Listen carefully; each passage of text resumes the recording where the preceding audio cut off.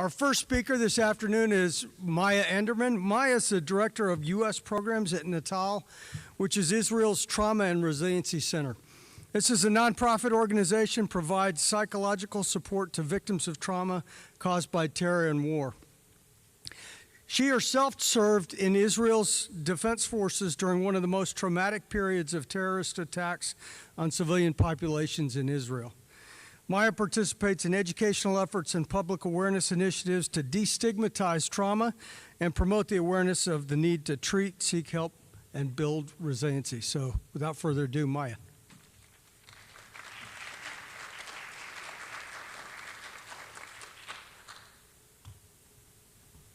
Thank you, Jeff. Perfect introduction. Here we go. Thank you for having me here today. Some context. Israel, a small country on the coast of the Mediterranean Sea. We declared our independence in 1948, shortly after World War II. At the time, the sentiment was amongst our new citizens that we will do our best to make this our home. And that's what Israelis have done for the past 70 years. Today, on the one hand, Israel is at the forefront of technology and medicine, an amazing country with beautiful beaches, wonderful cuisine. But on the other hand, it is also located in a very, very tough neighborhood. And to date, we have endured 7 major wars, countless terror attacks, and a continuous low-intensity conflict environment. At age 18, we are all required to enlist into the military. Men serve a minimum of 3 years, women 2. Once we complete our active duty, a large portion of our soldiers are required to stay on as military reservists till they're retired around age 40 to 50.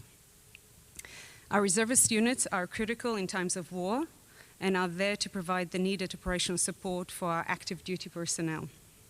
Men more than women continue to train and serve whenever needed, with a requirement of over 30 days a year of reserve duty. With 70% of our civilian population, 70% of our population being veterans, the boundary between civilian life and military is quite narrow. Our research shows that 15% of Israeli vets suffer from PTSD symptoms, and many are unable to connect between the event, the traumatic experience, and what it is that they're suffering. How does Natal come into this story?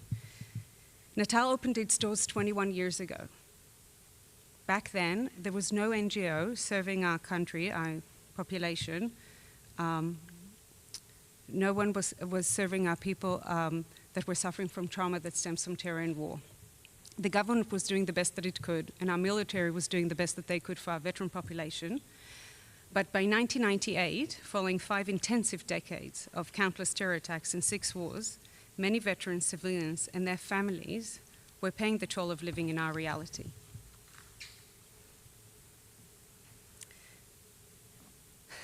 Many amongst us looked physically fine, but inside were shattered.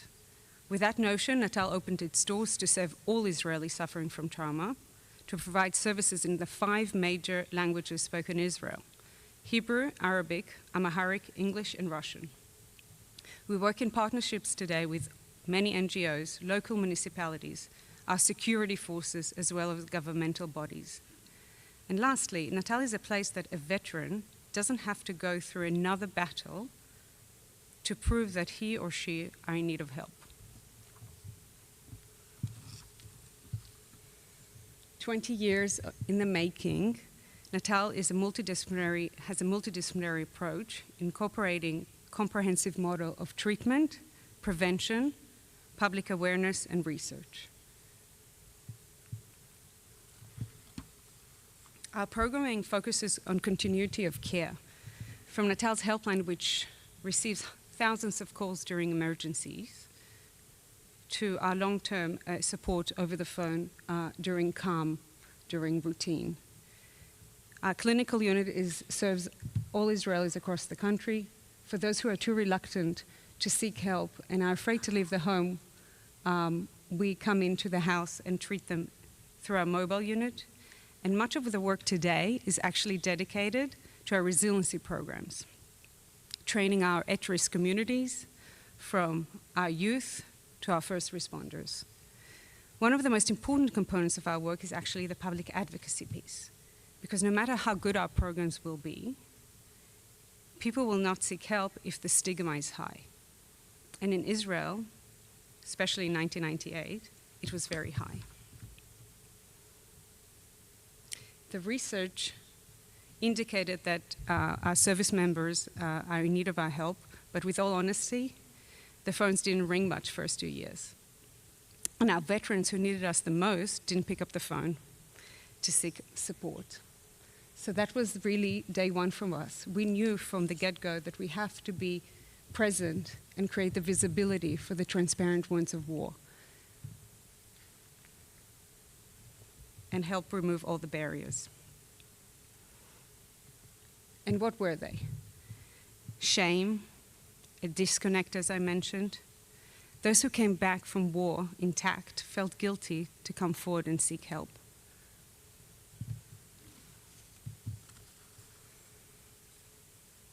For the past 21 years, we have worked continuously to destigmatize PTSD and promote national dialogue, to normalize, to legitimize.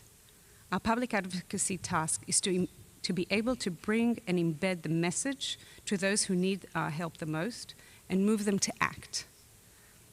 With 4 major media campaigns a year on the radio, social media, TV, you will find us on billboards, in pubs, on postcards, in restrooms where the young people are, following episodes of Homeland, and in colleges where most of our veterans do go following their military.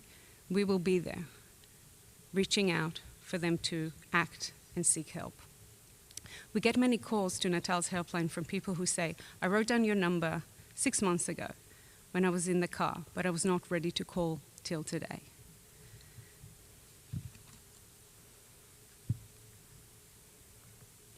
I actually want to show you a quick video to illustrate some of the work that we do and the way that we try to portray the message. Thank you.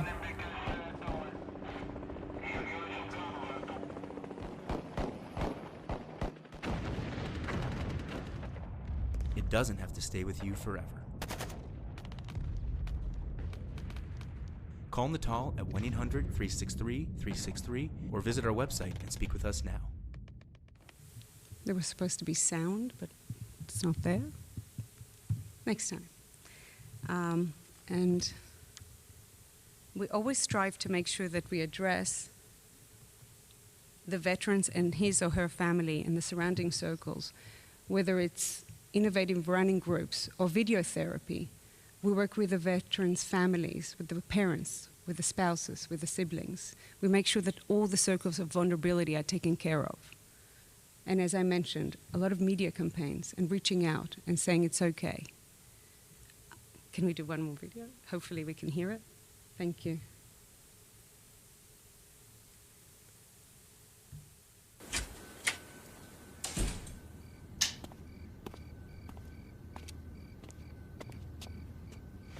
Hey, babe. How was your day?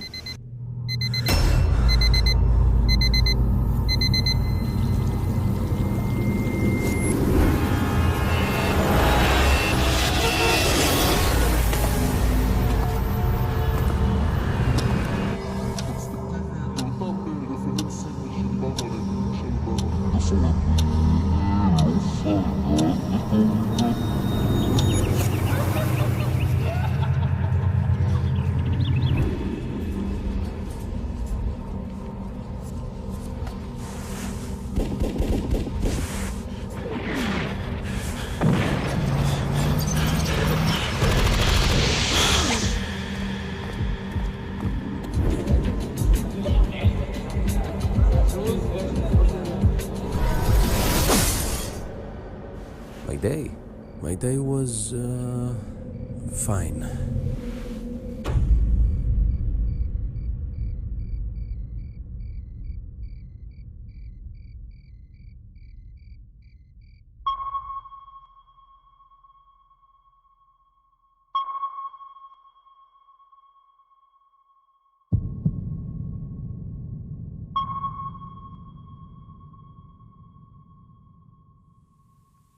Thank you.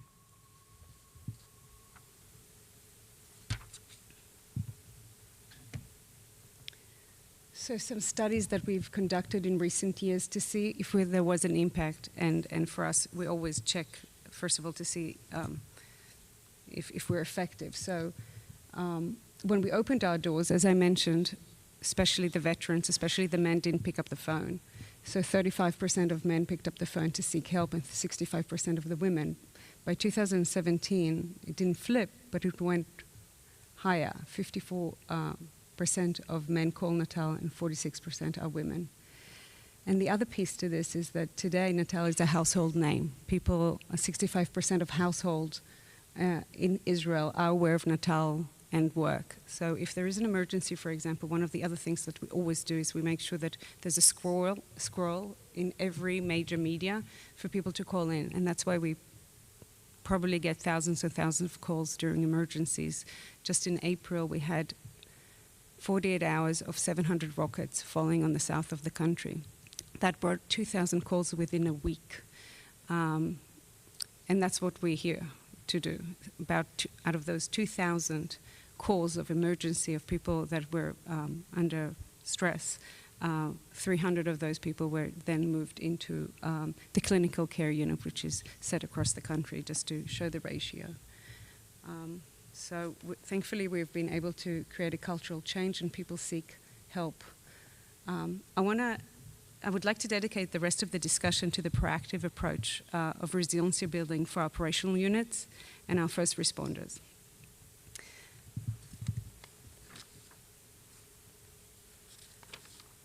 The phrase resilience, as we all know, is receiving more and more attention. Why do some people bounce back from tragic events more than others? What are our breaking points? Can we identify them ahead of time? In the past 15 years, I've witnessed a conceptual shift. I want to share with you what we've learned in Israel and how we moved from a reactive to a proactive mode, and how this paradigm shift of being there the day before has empowered our first responders in Israel and in other parts of the world. The first paradigm shift that we understood was that we can't wait any longer for our first responders to be hit by the big traumatic event. And like any other training they receive, resiliency training should be part of their practice. And the second thing we understand today is that stress does not only come from our acute exposure to a major incident, but also the exposure to many small incidents over time, which has now been called accumulative PTSD.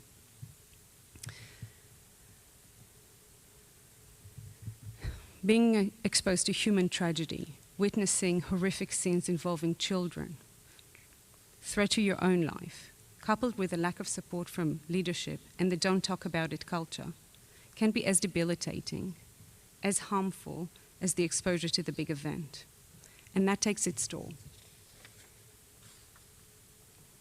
Which brings me back to the paradigm shift. How do we help our soldiers? How do we help our first responders to put the seatbelt on before the accident?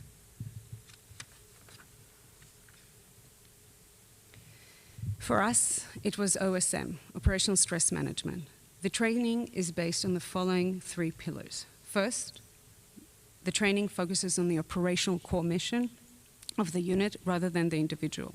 Second, the training has to be experiential, understanding that soldiers, first responders, prefer to work in the field, not at their desk. The training has to be experiential rather than death by PowerPoint. And the third pillar is the practical application. If we can apply the tools during routine, like any other skill set, if I can incorporate the toolbox into my daily operational cycle during routine, I will know how to use it during an emergency. For example, How can we help a platoon sergeant incorporate this capability into an operational cycle? After returning from patrol with the unit, we know that they need to refuel, organize the gear, but after an incident occurs, we also need to provide a technique to distress before sending the unit back out.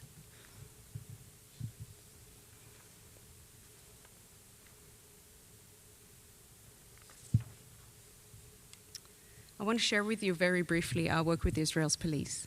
About 6 years ago, we were asked by Israel's police leadership to come in and work with them. At the time, what they shared with us was that they were witnessing in some of the operational units poor work performance, substantial increase in undiagnosed sick days, as well as low morale.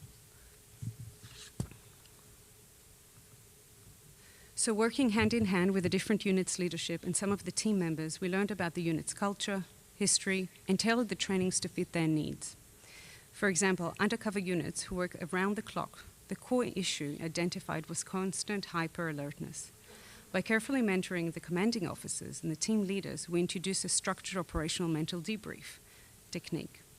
For accident investigations who are exposed daily to accident scenes, we have constructed and provided a mental health toolkit that helps them prepare mentally and emotionally before arriving at the scene. This helps them concentrate on the professional side of part of the work, collecting the evidence, forensics aspects, on a small but effective ritual of self-care as they unwind and download back to the office or home.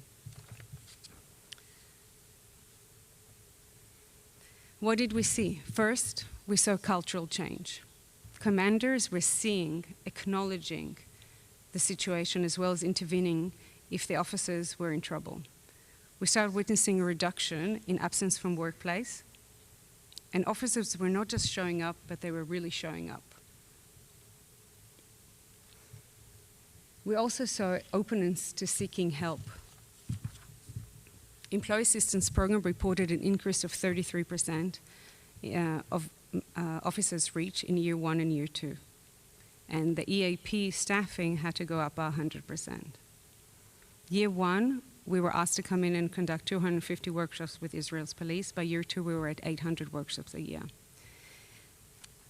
It's been, the past 6 years have been quite busy with 22,000 first responders trained, and out of that number, 18,000 of them are from law enforcement. And most recently, we've been called upon to bring the know-how to New Jersey's first responder through the Urban Area Security Initiative. We're in year 2 of operations, and we hope to have some impact stats soon. One of the strongest statements I heard from a very, very tough firefighter at the end of one of the trainings was the following. He was very quiet at the end. Thank you. And he just came out at the end and he said, if I've taken this program 20 years ago, my life would have been very different. And for a proud firefighter fighting the fight and the fires for so many years, and that was his statement, was very profound. And which brings me to my very last point. 20 years ago, in a macho culture where the people are the military, seeking psychological help was taboo and deemed as a weakness in our country. In 2016, retired IDF Chief of General Staff Benjamin Gantz became the chairman of Natal's Public Advisory Board. When he spoke at the residence of Israel's president, marking Natal's 20th anniversary, he said that he is thankful for Natal for making sure that the wounded are not left alone and for supporting them in their journey back to life. I think this sentiment speaks volume where a chief, of staff comes forward and says that this is so needed and this is what our country needs, and he stands behind such a cause and joins in. So thank you.